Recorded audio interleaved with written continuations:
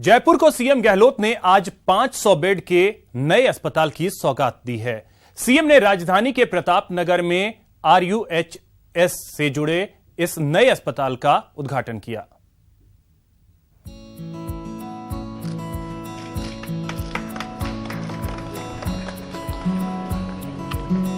राजधानी के प्रताप नगर में Rajasthan university of health science medical college से जुड़े एक नए अस्पताल का सीएम गहलोत ने उद्घाटन किया।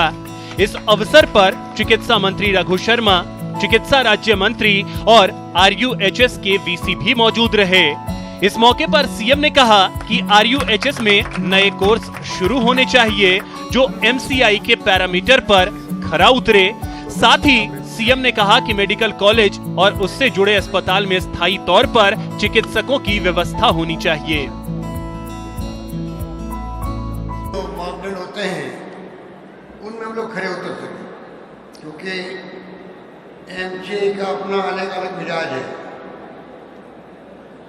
और MCI के कारण कई बार तकलीफ भी आती है, मजबूरी में भेजना पड़ता है डॉक्टरों को अस्पताल के अंदर, मेडिकल कॉलेज के अंदर MCI की इंस्पेक्शन के वक्त में टेम्परेरी, जिससे कि उनकी मान्यता बनी रही।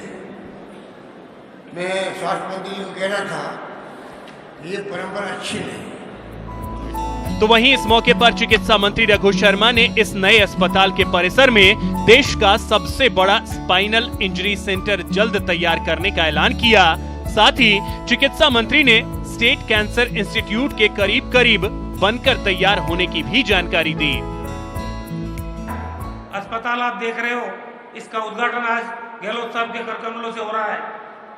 हिंदुस्तान में नॉर्दर्न इंडिया में स्पाइन इंजरी का सबसे बड़ा सेंटर, ये जो मेरे लेफ्ट साइड में है, ये आप आने वाले 1.5 साल में गहलोत साहब के कर कमलों द्वारा ही आप देखेंगे कि स्पाइन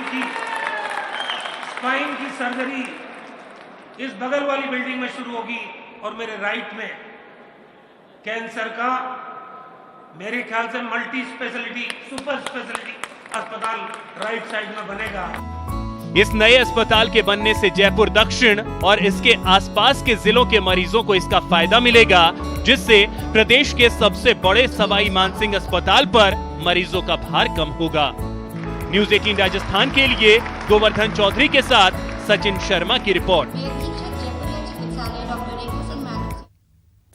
प्रदेश भर में शराब की दुकानों के लिए आज लॉटरी निकाली गई। राजधानी जयपुर के भवानी निकेतन स्कूल ग्राउंड में लॉटरी के लिए लोगों का हुजूम मौजूद रहा, जहां जयपुर शहर और ग्रामीण की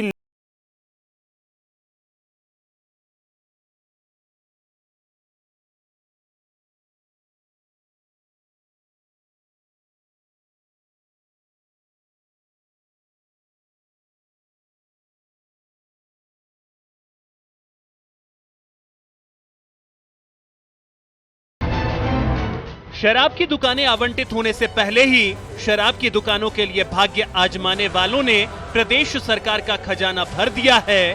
प्रदेश भर में आज शराब की दुकानों के आवंटन के लिए सभी जिला मुख्यालयों पर लॉटरी निकाली गई। प्रदेश में 7,616 शराब की दुकानों के लिए आवेदन मांगे गए थे, जिसमें से 7,616 दुकानों के लिए आवेदन मिले। देसी मदिरा की 49 दुकानों के लिए आवेदन नहीं मिल सके। प्रदेश भर में 4.41 लाख आवेदन प्राप्त हुए, जिनमें से 3.60 लाख लोगों ने ही निर्धारित फीस जमा करवाई।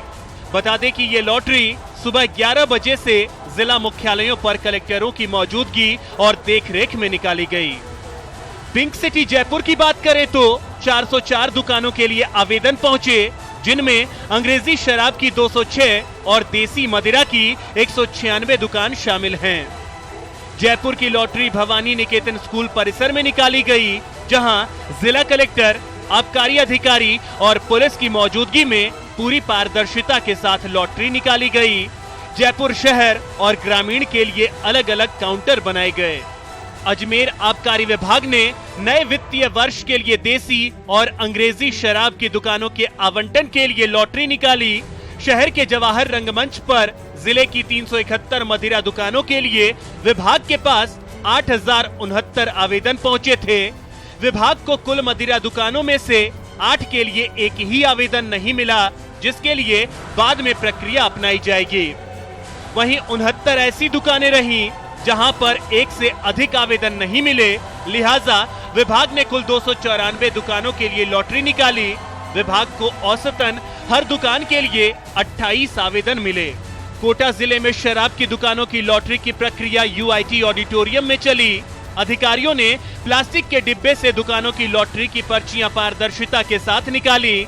जिले में अंग्रेजी शराब की 53 दुकानें हैं और देसी शराब की 143 दुकानें, जिनके लिए कोटा जिला आबकारी विभाग को 9,000 से ज्यादा आवेदन प्राप्त हुए हैं। प्रदेश में अंग्रेजी और देसी मदिरा दुकानों की लॉटरी प्रक्रिया मंगलवार से शुरू हो चुकी है। जोधपुर में भी जय नारायण व्यास टाउन हॉल में ये प्रक्रिया शुरू हुई, जिसमें कमिश्नरेट क्षेत्र की 100 दुकानों की लॉटरी प्रक्रिया शुरू हुई। जिले में 312 शराब दुकानों के लिए 24,500 आवेदन आए हैं, जिससे विभाग को 70 करोड़ की कमाई हुई है। भरतपुर में अंग्रेजी और देसी शराब की दुकानों की लॉटरी निकाली गई। लॉटरी में भारी भीड़ को देखते हुए लॉटरी स्थल पर पुलिस के पुख्ता इंतजाम किए गए थे। जिले की 31 अंग्रेजी और 142 देसी शराब की दुकानों के लिए लॉटरी निकाली गई। 31 अंग्रेजी और 142 देसी शराब की दुकानों के लिए करीब 11,500 आवेदन प्राप्त हुए। बाड़मेर जिला मुख्यालय पर शराब दुकानों की लॉटरी के लिए हजारों लोग इकट्ठा हुए। महज 185 दुकानों के लिए 12,446 लोगों ने अपना भाग्य आजमाया। सुबह से ही बाड़मेर जिले के आसपास के गांवों से लोग जिला मुख्यालय के आदर्श स्टेडियम में पहुंचे थे। सबसे पहले नगर परिषद क्षेत्र की अंग्रेजी शराब की दुकानों का फैसला हुआ। बाड़मेर नगर परिषद क्षेत्र की 11 दुकानों और नगर परिषद बालोतरा की 7 दुकानों का आवंटन हुआ। उसके बाद ग्रामीण क्षेत्र की देसी मदिरा समूह का आवंटन शुरू हुआ। प्रक्रिया के तहत जिनका लॉटरी में नाम निकला है, वे तय सीमा में लाइसेंस फीस और गारंटी राशि जमा कराएंगे। यह फीस पहले 3 दिन में 40% और अगले 10 दिन में 60% जमा करानी होगी। साथ ही 18% गारंटी भी 10 दिन में जमा करानी होगी। वहीं देसी मदिरा के लिए पहले दिन में 4% और अगले 10 दिन में अगली 4% गारंटी राशि जमा करानी होगी। प्रदेश भर से आए आवेदनों के जरिए सरकार को 1,004 करोड़ रुपए की कमाई हुई, लेकिन अब ठेका आवंटन की लोकेशन का खेल सामने है, जिसको लेकर माथापच्ची होनी है। बता दें कि आबकारी के नियम 75 के तहत अब सफल आवेदकों को अपने दस्तावेज जमा कराने होंगे। Bureau report, news 18 Rajasthan. अब आपको लेकर चलते हैं कि एक ऐसी महफिल में जहां मेजबान भ्रष्ट हैं और उन्हें पकड़ने वाले महफिल के मेहमान बने हैं। जाम वाली महफिल का वीडियो वायरल हो गया और कार्रवाई के नाम पर भ्रष्टाचार पर लगाम लगाने वालों का केवल ट्रांसफर कर दिया गया। के बारे में जानिए। दरअसल बसों में बेटिकट यात्रियों को ले जाने वाले परिचालकों को पकड़ने के लिए 24 फरवरी को जयपुर से रोडवेज की सेंट्रल विजिलेंस टीम रवाना हो गई। रास्ते में विजिलेंस टीम ने कई बसों को चेक भी किया, लेकिन झालावाड़ पहुंचते पहुंचते इस टीम का ईमान डोल गया और विजिलेंस टीम परिचालकों के साथ शराब पार्टी में मशगूल हो गई। लेकिन रोड साइड पार्टी का यह वीडियो वायरल हो गया, जिसमें सेंट्रल विजिलेंस टीम के सदस्य यातायात निरीक्षक जगजीत सिंह, यातायात निरीक्षक अमित यादव, विजिलेंस टीम का चालक, झालावाड़ डिपो का ट्रैफिक मैनेजर नंदकिशोर मीणा, परिचालक हरीश बरलानी, झालावाड़ डिपो का चालक कृष्णकांत मेहमान बने हुए थे। हालांकि टीम ने बस में 16 बेटिकट सफर कर रहे यात्रियों को पकड़ा जरूर, लेकिन परिचालक के खिलाफ कार्रवाई की बजाय जाम से जाम टकराए।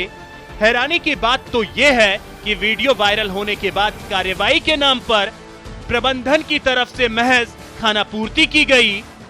शराब पार्टी में शामिल अधिकारियों के सिर्फ तबादले किए, ड्यूटी पर शराब पार्टी के लिए निलंबित नहीं किया गया। ऐसे में ईडीटी यूडी खान और प्रबंधन पर सवाल उठ रहे हैं। जाहिर है जब भ्रष्टाचार पर लगाम लगाने वाले ही भ्रष्टाचारियों के साथ महफिल जमाएंगे तो फिर ऐसे में रोडवेज से राजस्व घाटा कैसे पूरा होगा। न्यूज़ 18 राजस्थान के लिए जयपुर से सचिन कुमार की रिपोर्ट। बात करते हैं बोर्ड एग्जाम्स की। राजस्थान में माध्यमिक शिक्षा बोर्ड की परीक्षाएं 7 मार्च से शुरू होने वाली हैं। परीक्षाओं को लेकर शिक्षा विभाग ने कमर कस ली है। परीक्षा केंद्रों पर नजर रखने के लिए 57 विशेष उड़न दस्ते और 155 उड़न दस्ते बनाए गए हैं। इसे लेकर आज बोर्ड सभागार में विशेष उड़न दस्तों की मीटिंग भी की गई, जिसमें सभी संयोजक मौजूद रहे। आपको बता दें कि सीनियर सेकेंडरी की परीक्षाएं 7 मार्च से और सेकेंडरी की परीक्षाएं 14 मार्च से शुरू होंगी, जिनमें करीब 20 लाख छात्र परीक्षा देंगे।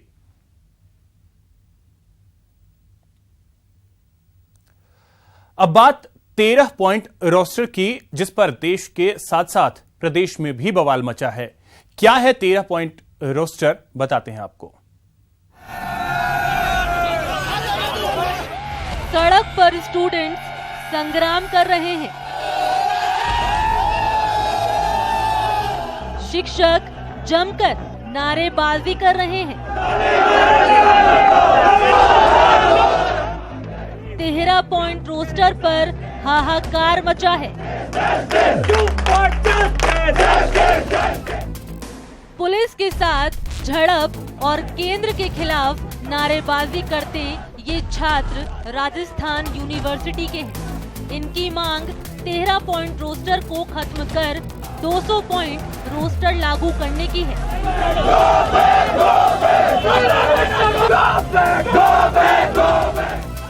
वैसे तो देश भर के विश्वविद्यालयों में 13 पॉइंट रोस्टर प्रणाली का विरोध हो रहा है, जिसकी आग ने राजस्थान यूनिवर्सिटी को अपनी चपेट में ले लिया। छात्रों का आक्रोश इस कदर भड़का कि पुलिस के साथ उनकी झड़प तक हो गई। आज राजस्थान विश्वविद्यालय के मुख्य द्वार पर हम लोग 13 पॉइंट रोस्टर का विरोध कर रहे हैं, क्योंकि ये हमारे अधिकार और हक के विपरीत फैसला है।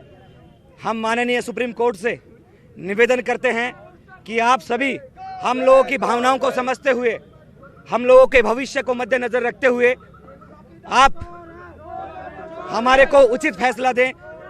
मोदी सरकार से निवेदन करते हैं आप इस फैसले के ऊपर अध्यादेश लेके आएं और जो 200 पॉइंट रोस्टर जो पहले हमारा लागू था उसको पुनः लागू करें। छात्र तो छात्र इस 13 पॉइंट रोस्टर के विरोध में शिक्षक सड़कों पर उतर आए हैं और केंद्र से इस रोस्टर प्रणाली के खिलाफ अध्यादेश लाने की मांग कर रहे हैं। हम लोग यहाँ 13 पॉइंट रोस्टर के खिलाफ सब लोग इकट्ठे हुए हैं और 13 पॉइंट रोस्टर पहले लागू किया था सरकार ने। 2 फरवरी को कुछ विरोध हुआ, संगठनों ने विरोध किया पूरे भारत में। उसके बाद में सरकार ने रिव्यू पिटीशन डाला था, लेकिन सुप्रीम कोर्ट ने उसको खारिज कर दिया। उसके बावजूद भी हम उसको वापस 13 पॉइंट रोस्टर को वापस लेने के लिए और 200 पॉइंट रोस्टर को वापस लागू करने के लिए पूरे भारत में इसके खिलाफ आंदोलन हो रहे हैं। हम लोग भी राजस्थान विश्वविद्यालय के ST SC OBC और अन्य टीचर्स जो है यहाँ पर इकट्ठे हुए हैं इसका विरोध करने के लिए, और सरकार को ये दिखाना चाह रहे हैं कि पूरा भारत जो है, इवन इंटेलेक्चुअल क्लास भी जो है, छोटे से लेकर के बड़े से बड़े लोग जो है इसके खिलाफ है। चलिए अब आप ये समझिए कि आखिर क्या है 13 पॉइंट रोस्टर और क्यों इसका विरोध हो रहा है। UGC के मुताबिक 14 से कम पद जहां होंगे वहां 13 पॉइंट रोस्टर लागू होगा और उससे ज्यादा सीटें होंगी तो 200 पॉइंट रोस्टर लागू किया जाएगा। 13 पॉइंट रोस्टर के मुताबिक पहला, दूसरा और तीसरा पद अनारक्षित होगा, जबकि चौथा पद OBC कैटेगरी के लिए, 5वां और 6ठा पद अनारक्षित होगा। इसके बाद 7वां पद अनुसूचित जाति के लिए, 8वां पद OBC और फिर 9वां, 10वां, 11वां पद अनारक्षित के लिए, 12वां पद OBC के लिए, 13वां फिर अनारक्षित के लिए और 14वां पद अनुसूचित जनजाति के लिए होगा। यानी अब किसी यूनिवर्सिटी में 4 पदों के लिए वैकेंसी निकलती है तब जाकर OBC को मौका मिलेगा। वहीं 7 पदों की निकलती है तो अनुसूचित जाति और 14 पदों की निकलती है तो अनुसूचित जनजाति को मौका मिलेगा। सुप्रीम कोर्ट ने यूजीसी के आरक्षण से जुड़े मामले पर इलाहाबाद हाई कोर्ट के फैसले को सही ठहराया था। ऐसे में केंद्र सरकार SC, ST और OBC युवाओं का गुस्सा मोल नहीं लेना चाहेगी। सूत्रों की माने तो मोदी सरकार की अंतिम कैबिनेट बैठक में 7 तारीख को इस पर फैसला हो सकता है। Bureau report, news 18 network. इसी के साथ इस बुलेटिन में फिलहाल इतना ही। नमस्कार।